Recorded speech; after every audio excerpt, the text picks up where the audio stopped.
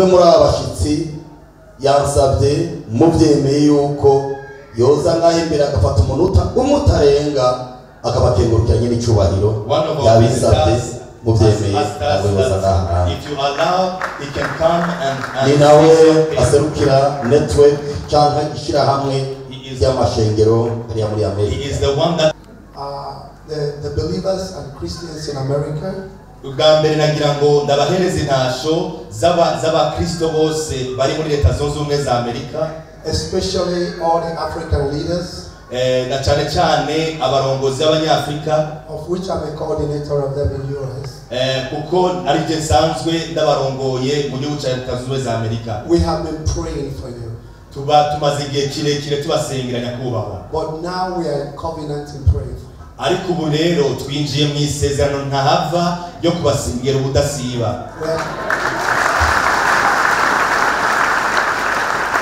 We have received an assignment from you today. Twaronse igikorwa tutazohagarika na rimwe. And we are committed to that assignment. Kandi ico gikorwa twahawe tuzogikora tugishitse. Just like God said in Isaiah 62, nkuko Imana ivuga muri Yesaya 62, that God will raise up watchmen over Jerusalem. Imana izohagurutsa abaraba canke abacunzi kuri Isirayeli, who will not rest night and day, abatazokwigera basinzira ijoro n'umurango, until he makes Jerusalem a praise. kugira ngo gushitsa aho Yerusalemu izoba ikibanza. We are living with that covenant today. Uno munsi rero dutwaye isezerano, twinjiye mu masezerano. We are going to share it among the networks. Tugiye gusangira n'abandi muri network dusanzwe dufise. We will pray and we will pray until Burundi becomes the light of this generation. Tuzosenga twongere dusenge gushikaho Burundi buzoba ita. The Lord truly gave us a word. Nivyo kuri Imana yaduhaye ijambo. I didn't know how we're going to deliver it. Imana yaduhaye ijambo mugabo sibona neza uburyo ngira ndabitange. I want to share this testimony with you that what you heard from the president today. Nagomba ndabashimira yuko ico mwumvanye Nyenicubahiro uno munsi. God has raised up. Imana yarashize hejuru. In this generation. Muri no runganwe. The leader. Umwungere canke umuyobozi. That will fulfill. Azoshitsa. And release. Agashira hejuru akagaragaza. The destiny God has for Burundi. Akagaragaza kazoza keza k'igiciro Imana ifise ku Burundi. I want to confirm it to you. Nagomba ngo ndabiba confirme canke ndavyemeze. We were last month in Israel. Mu kwezi guheze twari muri Isirayeli. I was invited by the government. Nari natumiwe na leta ya Isirayeli. The Knesset. Bita Knesset. I was invited to dedicate. Yari yatumiwe n'amashinga amateka yo muri Isirayeli. I was invited to dedicate a statue. Nari nahamagaye kugira ngo shireho statue canke shireho urutonde. The statue of the Lion of the tribe of Judah. Urutonde witwa the Lion of Judah, intare y'umuryango wa Yuda. Right in Jerusalem. Hajya muri Yerusalemu. At the Mount of Olives. Aho bita umusozi wa Elayono. And the government officials were there. Abajejwe intwaro bose ho bari. After the dedication. Maze kuvuga rero. A Chinese American. Hari umushinwa w'umunyamerika. His name is Michael Yu. Izina ryiwe yitwa Michael Yu. I've never met him before. Sinigeze mpura nawe bwa mbere. He was among the leaders. They were government leaders and business leaders. Ariko yarari muri abo bategetsi nyene, yari muri abo bategetsi b'ico gihugu. He came to me. Acaraza iwanje. And in our discussion. Hanyuma turiko turaganira. That was last month. Ivyo vyabaye mu kwezi guheze. I told them that God has laid on our hearts to come to Burundi. Ndamubwira yuko Imana yadushizemo kugira ngo tugendere Burundi. He was shocked. Aho nyene acarajugumira. He opened his phone. Acayugurura telefone yiwe. He said, let me show you something. Ati reka ndakwereka ikintu kimwe. And he opened and he showed the picture of him and the president. Acanyereka ifoto uwo mushinwa nyene ari kumwe na Nyenicubahiro mukuru w'igihugu cyacu. God has laid in his heart. Imana rero yari yashize mutima komera Imana amashi. Imana yari yashize mutima yacu. To be part of those that God will use to help develop this nation. Imana yashize mu mitima yacu kugira ngo tube bamwe bazofasha iterambere ry'iki gihugu. And it showed a few of the project that's already doing here in Burundi. Yaciyanyereka na bimwe mu bikorwa bamaze gukora hano mu Burundi. As he was speaking, abo bantu twahuye muri Israeli baciye banyereka mu mushira cyanyereka ibikorwa bimwe bamaze kurangurira hano mu Burundi. As he was speaking, igihe rero yari karavuga, God spoke to my spirit. Imana iganira nanje mu mpemu yanje. You will meet the president of Burundi. Imana iganiriza ati uzohura na Nyenicubahiro mukuru w'igihugu cy'u Burundi. And you will confirm this lesson. Hanyuma uzokonfirma cyane uzokwemeza iyi message. Right there he texted somebody here and connected us to somebody here in Burundi. Hanyuma aca yandikira umuntu umwe ari hano mu Burundi kumbura ashobora kuba yegeranye na Nyenicubahiro. But we have already been scheduled to come here to meet Apostle. Ariko kandi twari twamaze gupanga uburyo turi buhure na n'umwongere wacu. The plan was after this conference I will meet with that person and say how can I give this message to the president. Nuko rero naguma niyumvira mbega none ni gute mvuye ngaha anye nzohura na Nyenicubahiro kugira ngo ndamuhereze ubwo butumwa. And God in his miracle and his mystery ariko Imana mu butangaza bwayo mu butangaza bukomeye bwayo, here we are and the president is here. Ni murabe namwe uno munsi turi ngaha na Nyenicubahiro ari muri kirango. And when the president was speaking, igihe rero Nyenicubahiro yari karavuga, he made a very clear parallel between the destiny of Israel and the destiny of Burundi. Yagereranije neza cyane uburyo kazoza ka Israel, uburyo Israel yari imeze na kazoza ku Burundi, yabigereranije neza. And I was not surprised that the message for Burundi came in a government meeting in Jerusalem to speak the same thing here. Rero sinari nabonye uburyo message nakuye muri Israeli ishobora kuza ikaba no ngaha muri mu Burundi. And this is the word.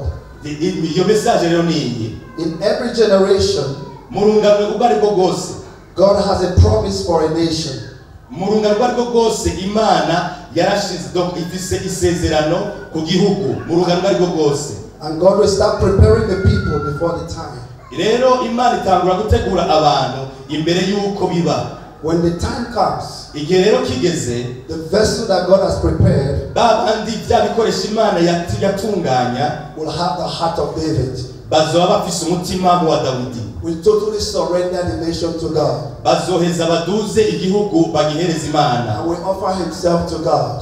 Bazofata ico gihugu bagihereze Imana nishikanwa. Every nation that has happened, ivyo byose aho byabereye mu bindi bihugu, including Israel, harimo na Israeli, heaven opens over that nation. Ijuru ryaruguruwe kuri ico gihugu. And God will begin to do a miracle of development. Imana itangura gukora ibitangaza by'iterambere muri ico gihugu. God will grant favor to that nation. Imana igirira ubuntu ico gihugu. Surprises from the north, the east and the west, people will begin to develop a desire to come and support that nation. Uravyibura mu buraruko mu seruko mu manuko no mu burengero, Imana itangura gushiraho ubuntu bwo kwiteza imbere no gutera imbere. As we are speaking now, God is awakening hearts like Michael, you, and so many people. God is going to be giving dreams and raising them to come and become part of building this nation. Nk'uko rero Imana yabikoze kuri Michael yu, Imana ikiragurusa n'abandi bantu bazoza bagafasha iki gihugu kugira ngo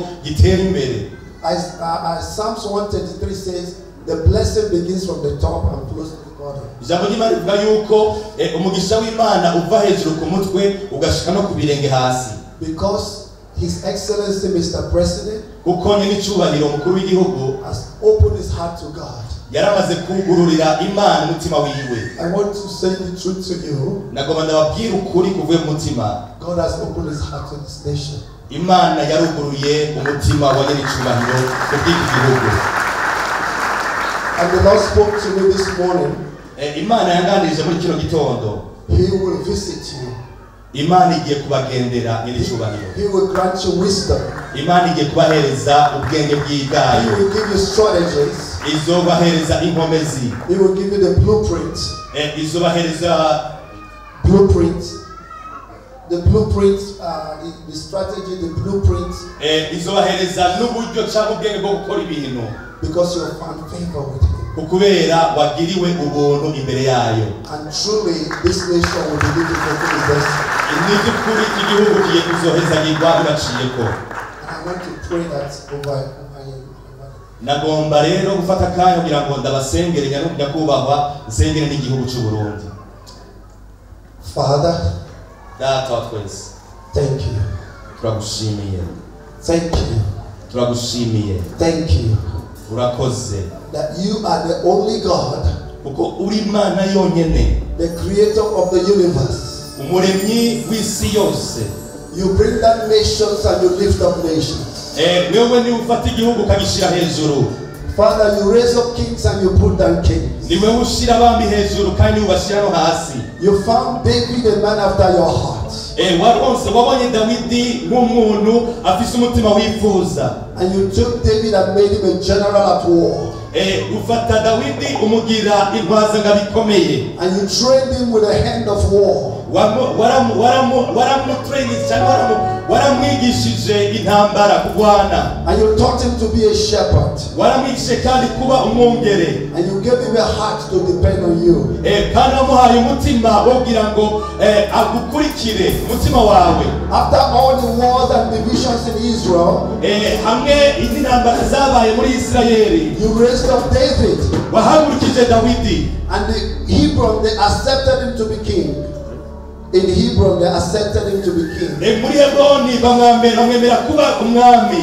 And the whole nation came together. And imihanda yose biraza hamwe. And they received David to be king. Bacha bamwimika kuba umwami. And from the moment they opened their hearts to David, igihe rero bugurura umutima wabo mwami imbere ya Dawidi, David said, I will not rule or scepter, I bring the ark of the covenant.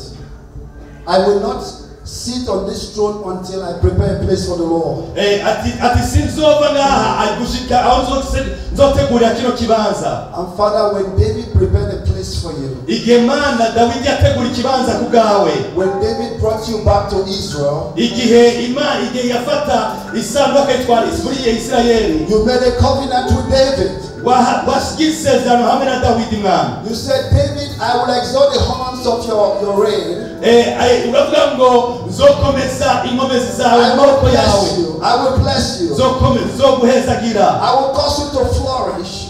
Nzogutera kwama cyane. Because you have chosen kuko wahiswemo. to invite me. Kukubera wahisemo So Father, I thank you. Nuko data ndagushimiye. That you are no respecter of presidents. You are no respecter of man. Ndagushimiye yuko uri Imana ishiraho abami. But as your son, your servant, your shepherd for Burundi, our excellency the president has chosen you. Tugushimiye yuko Nyenicubahiro mukuru w'igihugu yaguhisemo. Father, turagushimiye data. The hour has come. The hour has come. Nuko isaha irageze mwami. That the season has come. Tugushimiye yuko igihe cyawe cyageze. That your light will shine on Burundi. Yuko umuco wawe ugira urasire Uburundi. Your favor will shine upon Burundi. Ubuntu bwawe bugira burasire Uburundi. Your blessings will come upon Burundi. Umugisha wawe uzorasira Uburundi. Father, you are opening doors no man can shut. Turagushimiye ko ugura imiryango atamana n'umuntu ashobora kugara. I'm truly out of this place. Turagushimiye yuko tuvuye muri kino kibanza. Because heaven has opened. Tugushimiye yuko ugura imiryango y'ijuru. Your glory will visit this place. Turagushimiye yuko ubwiza bwawe buri muri kino kibanza. You will turn the desolations to glory. Turagushimiye yuko uzojya kumanukana ubwiza bwawe. You will turn the poverty to riches. Tugushimiye yuko ugiye guhindura ubukene ukabugira ubutunzi. And Father, you do a quick walk. Tugushimiye yuko ubikoze byihuse. You are going to do a quick walk in this nation. Tugushimiye ko ukoze ibikorwa wihuta muri kino gihugu. Quick walk in this nation. Tugushimiye ko ukoze ibikorwa wihuta muri kino gihugu. So I call for the builders. Turahamagaje abubatsi. turahamagaje abafasha. From the north. Kugira bave iburaruko. From the east. From the west. I call you forth. To come from wherever you are. Answer the call of God. To build this nation. To make it what you have desired, Father. Honor your son. Who has honored you. Receive the glory, O God. Turagushize hejuru mwami. Receive the honor, O God. Turagushize hejuru mwami. I thank you for unity in this government. Turagushimiye ku bumwe buri muri kino muri guverinoma. I thank you for unity in this cabinet. Turagushimiye ku bumwe buri hano. But I thank you for wisdom. Turagushimiye ku bwenge bwawe. I thank you for understanding. Turagushimiye gutahura. I thank you for knowledge. Turagushimiye kukumenya. I thank you for divine counsel. Turagushimiye kuguhanura kuvuye mu ijuru. I thank you for your anointing. Turagushimiye ku mavuta yawe. I thank you for power from heaven. Turagushimiye ku bushobozi buva mu I thank ijuru. you for the fear of the Lord. Turagushimiye kugutinya Imana. Father, receive the glory. Nuko habwa icubahiro mwami. Burundi is blessed. Uburundi burahezagiwe. Burundi is prospering. Burundi buratera imbere. Your greatness has come. Ugiterambere Your light has come. Your light has come. Tugushimiye ko ijwi itara ryawe rimuritse mwami. Now Burundi arise and shine. Uburundi rero nibuhaguruke bukayangane. Help me strengthen to walk. Kukubera Imana ikomeje inkomezi zanyu. Let your hearts be strengthened to walk. Reka imitima yanyu iterwe intege gukora. Unite to walk. Nimushyire hamwe mukore. And the anointing of the Lord will carry you. Amavuta y'Imana azoza So baterure. Burundi, you are blessed in the name of the Father. Uburundi burahezega mu izina rya Data. In the name of the Son. Mu izina ry'Umwana. And the Holy Spirit. N'irya Mpwemu Yera. In Jesus' name. Izina rya Yesu. In Jesus' name. Izina rya Yesu. In Jesus' name. Izina rya Yesu.